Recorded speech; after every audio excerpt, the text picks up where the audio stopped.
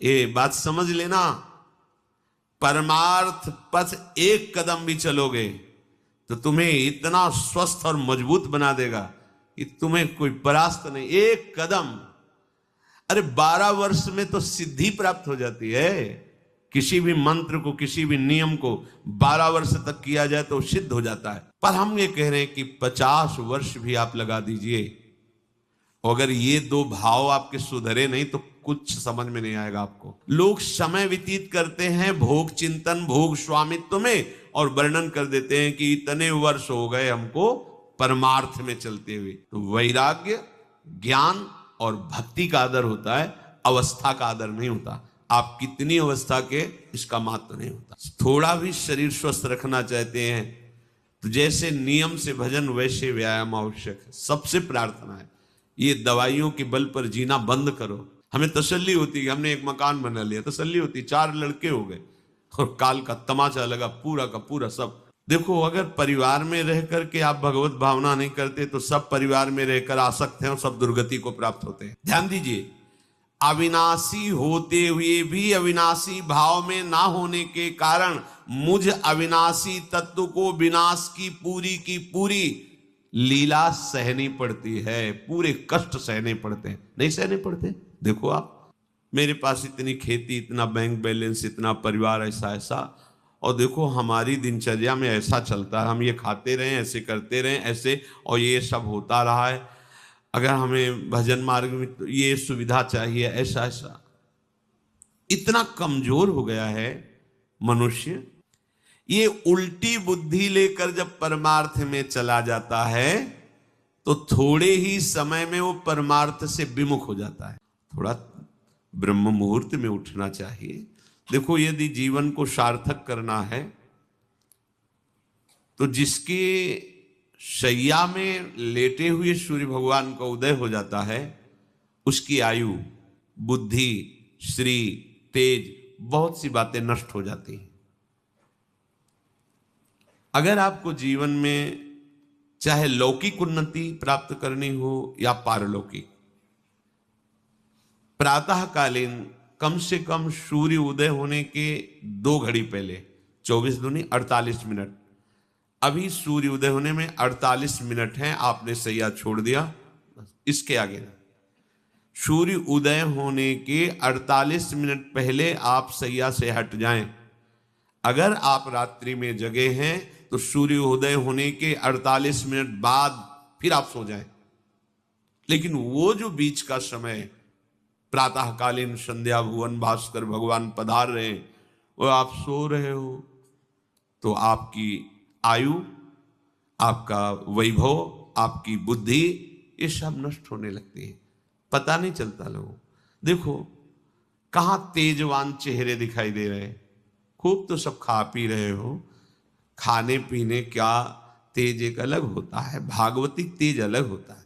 ब्रह्म मुहूर्त में उठे, प्रभु का स्मरण किया, जो 2-4 नाम ही सही, अपने बड़े बुजुर्गों को, गुरुजनों को भावना से प्रणाम किया, और पहली बात शरीर स्वस्थ रखने के लिए गर्म जल किया, हल्का, आधा लीटर से 1 लीटर तक जल पिया, भगवत भाव अर्पित करके, वज्रासन में बैठकर। आप लोग दिनचर्या को नहीं करते हैं तो आप ब्रह्मचर्य को पचा नहीं सकते। ध्यान रखना, ब्रह्मचर्य कोई छोटी मोटी शक्ति नहीं है, उसको पचाने के लिए आपकी दिनचर्या दिव्य होनी चाहिए। फिर इसके बाद आप 5 मिनट 10 मिनट टहलिए, फिर सो जाइए। फिर जो शौचाचार की पवित्रता बताई गई उसके अनुसार आप स्नान आदि करके, पवित्र वस्त्र धारण करके, जैसे कोई महान व्यक्ति आ रहा है तो हम उसके आदर के लिए खड़े हो जाते हैं, ऐसे भुवन भास्कर पधार है, हाथ जोड़कर प्रणाम किया, अर्घदान किया, गुरु मंत्र जपा, आदि आदि। अब पड़े हो आप कि हम तो 2-3 बजे तक जगे हैं, ऐसा अगर आप भजन में जगे हैं तो भी सूर्य उदय के समय आप उठ जाइए। आपके गुरु आवे तो क्या आप सोते रहेंगे क्या? तो जगत गुरु हैं भुवन भास्कर, परम ज्ञान स्वरूप हैं, गायत्री छंद रूपी घोड़े हैं इनके रथ के, स्वयं भगवान अरुण देव सारथी हैं, और भगवान पीछे वर्णन किए, मैं ही सूर्य रूप से जगत को प्रकाशित करता हूं और ताप के द्वारा जल को सोख कर मैं ही वर्षा कराता हूं। भगवान का आदर करना। जो सूर्योदय तक सोते हैं उनकी बुद्धि में भागवतिक बातें, अध्यात्म बातें आ जाए, मेरी समझ में नहीं आता। अगर आप थोड़ा भी शरीर स्वस्थ रखना चाहते हैं तो जैसे नियम से भजन वैसे व्यायाम आवश्यक है। सबसे प्रार्थना है, ये दवाइयों के बल पर जीना बंद करो। शरीर में जितनी आवश्यकता जल की है, अगर उतना नहीं जाएगा तो आपकी एसिड बनेगी, फुंसियाँ निकलेंगी, कब्ज बनेगा, कई परेशानी। हम साधुकों को कहते हैं, कभी कभी जैसे पूछते कितना जल पिया, वो अभी तो पिया नहीं। अच्छा, ये शरीर है, ये एक गाड़ी है, कोई सच्चिदानंद नहीं है। उचित आहार, उचित जल, व्यायाम के लिए कुछ समय नहीं।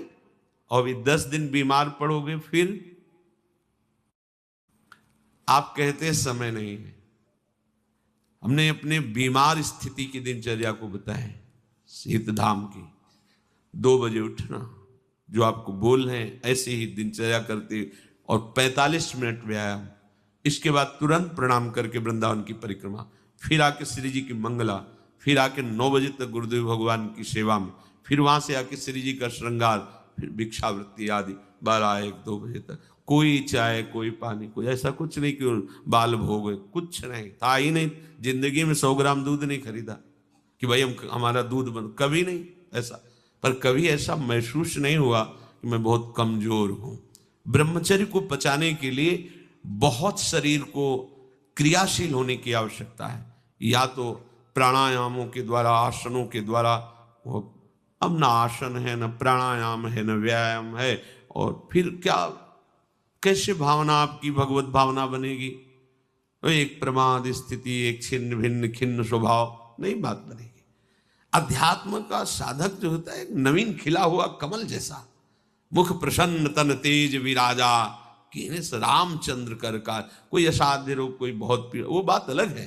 नहीं तो ऐसा वो जैसे कमल खिला होता है ऐसे खिला रहता है। क्यों? हर समय चिंतन सही, आचरण सही, सब कुछ सही। जो भगवत भावना विहीन जीवन है वो मुर्दा जीवन है।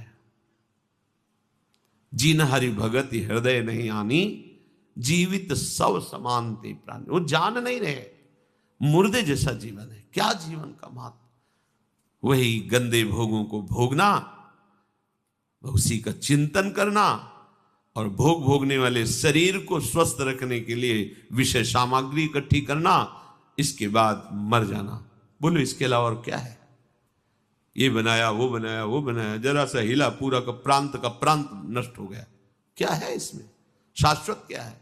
हमें तसल्ली होती है, हमने एक मकान बना लिया, तसल्ली होती, 4 लड़के हो गए और काल का तमाचा लगा, पूरा का पूरा सब। क्या तसल्ली? हृदय को तसल्ली तब दो जब नाम चल रहा है, राधा राधा राधा राधा। दिनचर्या ही नहीं बन पा रही है आज के इस नए समाज की, दिनचर्या ही नहीं बन पा रही, भगवत भावना ही नहीं है। देखो, अगर परिवार में रह करके आप भगवत भावना नहीं करते तो सब परिवार में रहकर आसक्त हैं और सब दुर्गति को प्राप्त होते हैं। जब तक भगवत भावना नहीं है तब तक सब अविधि पूर्वक है। मान लीजिए सब अविधि, विधि भगवत भावना है। कुछ भी, किसी से भी, कोई भी, बस भगवत भाव, वही आनंद का अनुभव हो जाएगा। अतः उनके द्वारा किया गया देवताओं का पूजन मूल में मैं ही हूं, मेरा ही है, पर वो अविधि पूर्वक है। अविधि पूर्वक का तात्पर्य है कि वो ये नहीं जानते कि इस रूप में सर्व सामर्थ्यशाली भगवान ही विराजमान है। कभी कभी मंत्रों का ज्ञान नहीं होता, पूजन की सामग्री शुद्ध नहीं होती, भाव शुद्ध नहीं होता, इसलिए उनका पूजा सेवा आगे चल करके फल प्रदान नहीं कर पाता। प्रभु कह रहे मेरे में रिझाने के लिए किसी पूजा सामग्री की या किसी धन संपत्ति की आवश्यकता नहीं। पिता को बस इतना ही चाहिए कि वो अपनापन करके दौड़ के उनकी गोद में बैठ जाए, बस अपनापन प्रभु को चाहिए।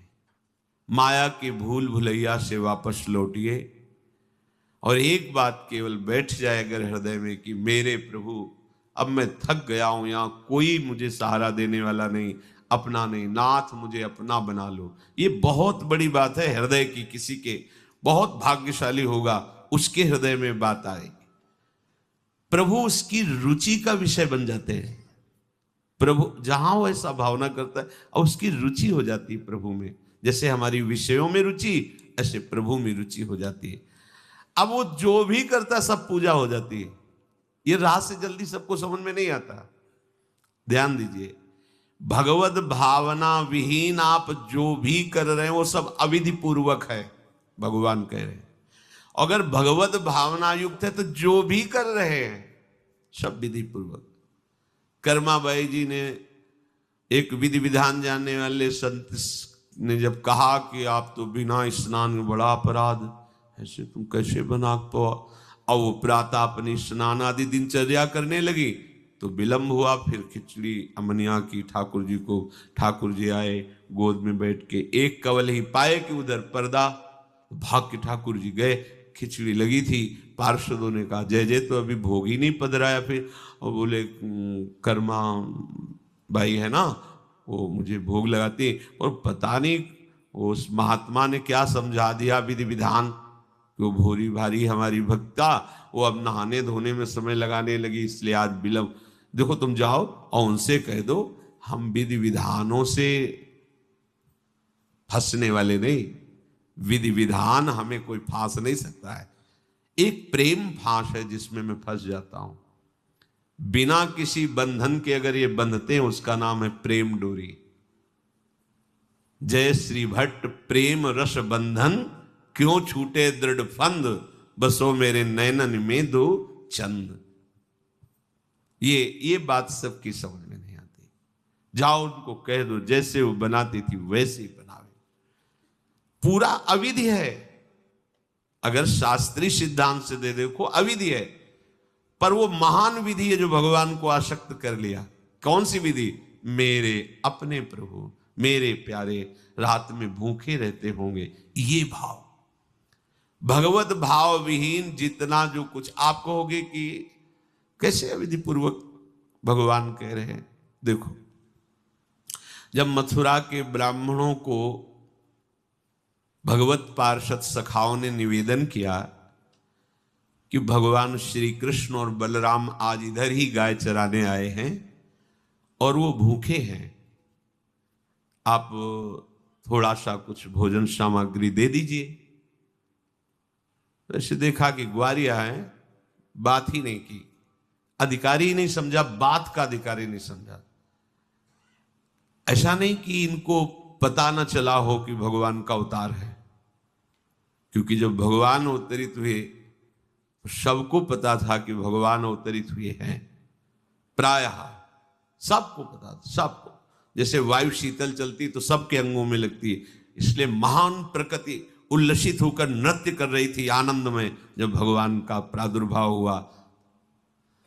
और उन्होंने बाद में स्वीकार किया कि मैंने महापुरुषों से सुना था कि भगवान पधारे हैं, पर मेरा कितना दुर्भाग्य कि वो स्वयं यज्ञ भोक्ता भगवान आगे जैसे कहे, आम ही सर्व यज्ञानाम भोक्ता च प्रभुरेव च, समस्त यज्ञों का भोक्ता मैं हूं।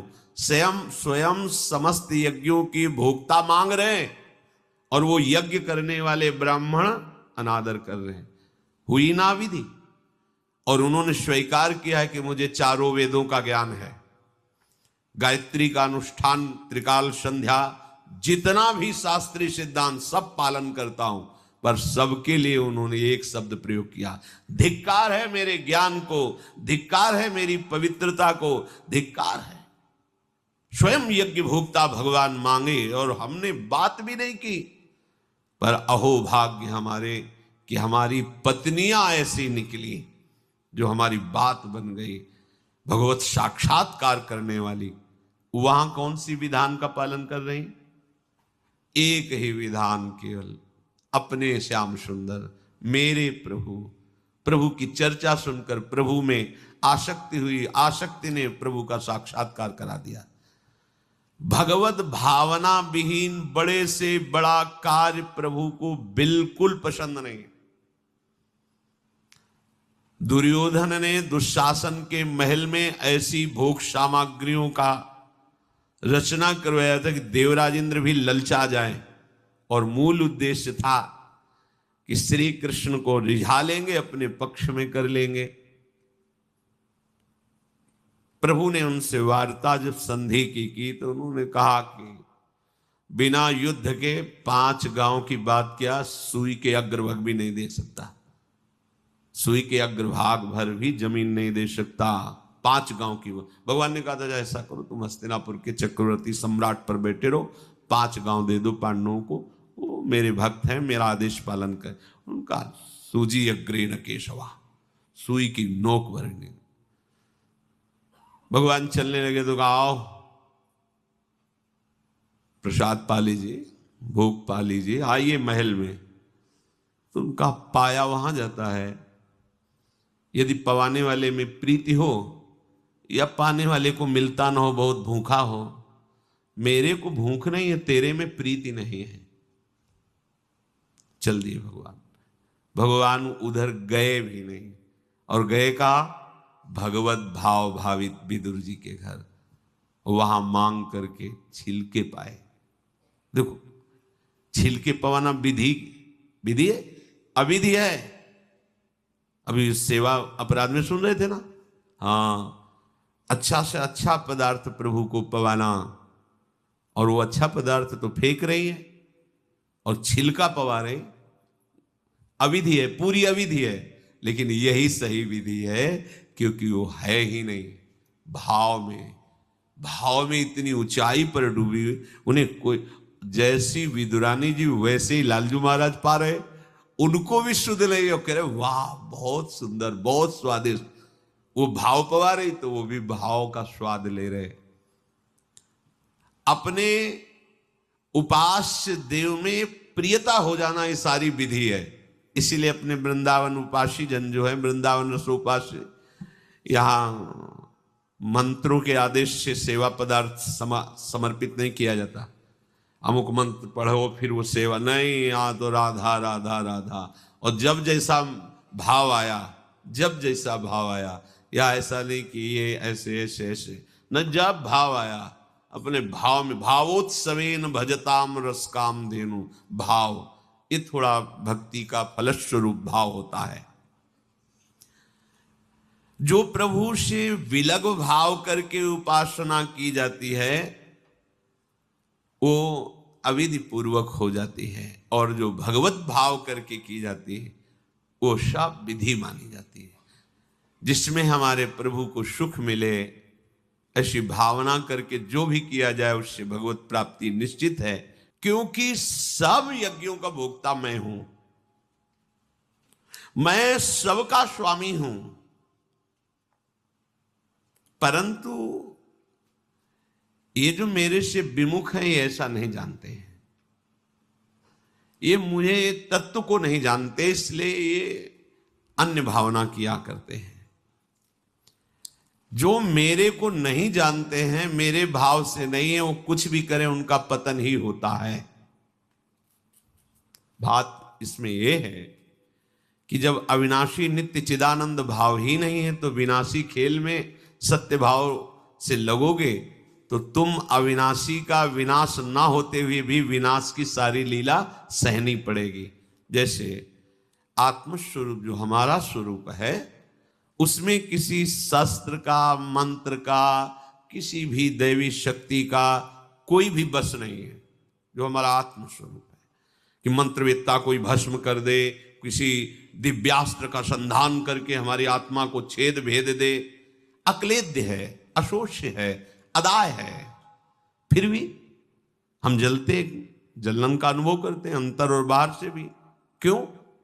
वहां तो बता रहे हैं कि अदाय है, कोई भी ताप आत्मा को स्पर्श नहीं कर सकता, फिर ये जलन क्यों होती है? लगता तो हमें ही कि मैं अंदर से जल रहा हूं या बाहर से शरीर में अग्नि आदि छू जाए तो ताप लगेगा, क्योंकि हम अपने अविनाशी भाव में नहीं हैं। ध्यान दीजिए, अविनाशी होते हुए भी अविनाशी भाव में ना होने के कारण मुझ अविनाशी तत्व को विनाश की पूरी लीला सहनी पड़ती है, पूरे कष्ट सहने पड़ते हैं। नहीं सहने पड़ते? देखो आप, जन्म मरण मेरा थोड़ी होता है। मेरा स्वरूप नैनम छिन्नन्ति शस्त्राणि नैनम दहति पावकः न चैनम क्लेदयन्त्यापो न शोषयति मारुता, पर हो रहा है। हम जल में डूब के मर सकते हैं, हम वायु के प्रवाह में, हम नाना प्रकार के दुखों के प्रवाह में। क्या हुआ? बोले चूंकि तुम अपने अविनाशी स्वरूप भाव से विलग हो। समझ गए? वही बात यहां श्री भगवान कह रहे हैं कि यदि तुम ये भाव नहीं समझ पा रहे कि सबका भोक्ता मैं ही हूं, सब यज्ञ जितने भी साधन सबका फल प्रभु ही है, मैं सबका स्वामी हूं, जो मेरे को तत्व से नहीं जानते हैं, मेरे पर भाव नहीं करते, उनका पतन ही होता है। कारण ये अविनाशी भाव ना होने के कारण, विनाशी में सत्यत्व भाव होने के कारण परिणामता कुछ हाथ नहीं लगेगा, केवल नाश ही नाश। जब हम प्रभु की तरफ चलते हैं तो उसमें प्रधानता होती किसी संत या शास्त्र के वचन। ऐसे आप चल ही नहीं सकते। कभी भी कहीं भी कोई भी प्रभु की तरफ चलेगा, पहला कदम चला होगा तो किसी न किसी संत के वचन सुने होंगे या शास्त्र के वचन, दोनों एक ही बात है। जो संत भगवंत की वाणी है वही शास्त्र है।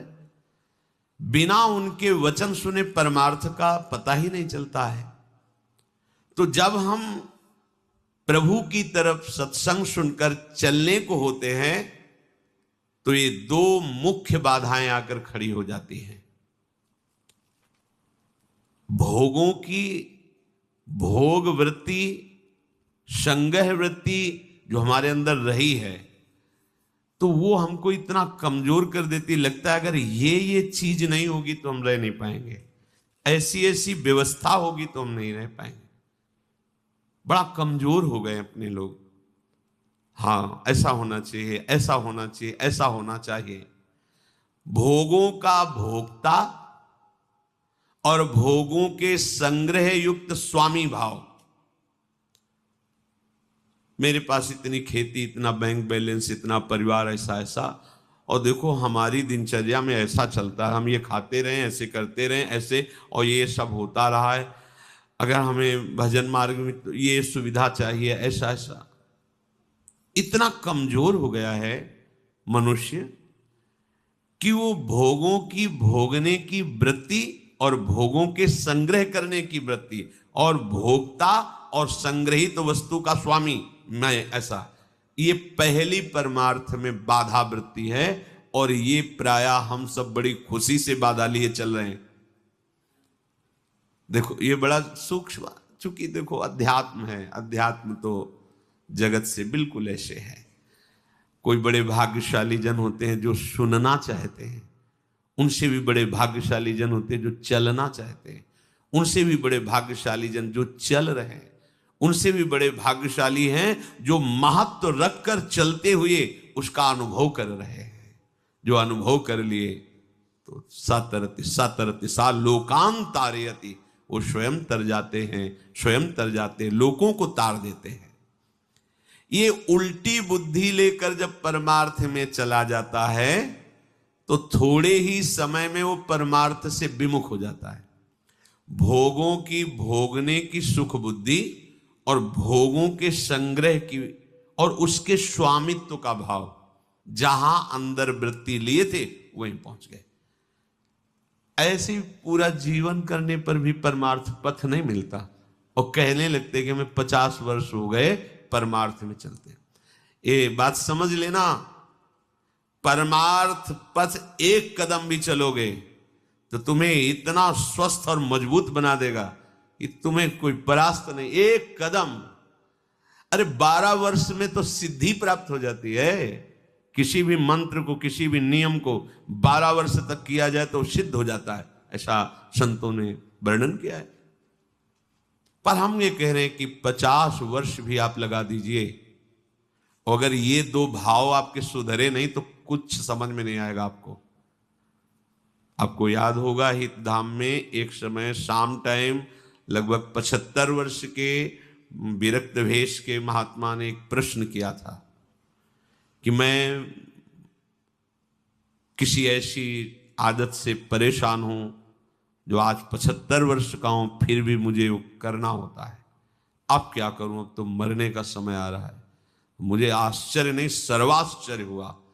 पूरा जीवन भगवत मार्ग में चलने का प्रमाण देने वाला कि मैं भगवत मार्ग का पथिक हूं, 75 वर्ष की अवस्था में वो अपनी उस वृत्ति को नहीं छोड़ पाया जो भगवान से विमुख करती है।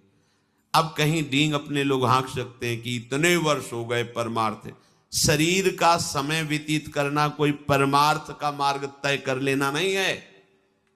विवेक के द्वारा भोगों का त्याग करके निरंतर परमात्म चिंतन, ये परमार्थ का मार्ग है।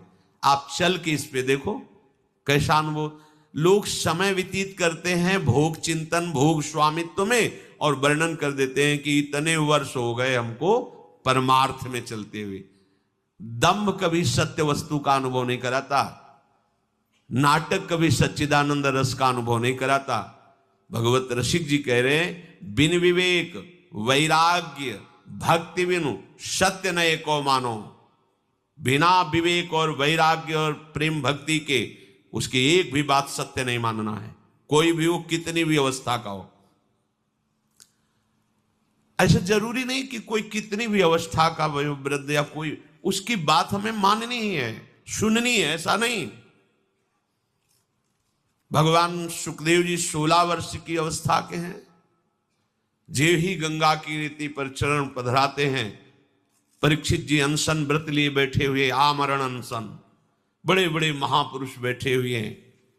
श्री सुखदेव जी के पिता पितामहादि सब बैठे हुए हैं। जे ही देखा दिगंबर भेष, शरीर की शुद्धि नहीं, श्री कृष्ण प्रेम में मतवाले सब खड़े हो गए थे। सब 16 वर्ष की अवस्था के सुखदेव जी और 10-10 हजार वर्ष जिनकी केवल तपस्या साधनाएं, वो सब महापुरुष खड़े हो गए। क्यों? क्योंकि जन्म से ही भगवत अनुराग में दृढ़ महापुरुष, जन्म से ही माया रहित पुरुष, अंदर से ही वैराग्य युक्त। तो वैराग्य ज्ञान और भक्ति का आदर होता है, अवस्था का आदर नहीं होता। आप कितनी अवस्था के इसका महत्व नहीं होता। ओ चांगदेव नहीं 1400 वर्ष की अवस्था। ज्ञानदेव जी की शरण में वो शिष्य बने। ज्ञानदेव जी नवीन अवस्था के।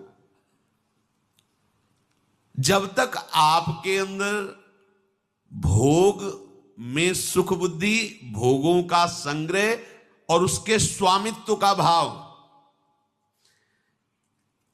स्वामित्व का भाव बड़ा सूक्ष्म विषय है, चाहे गृहस्थ हो चाहे विरक्त हो।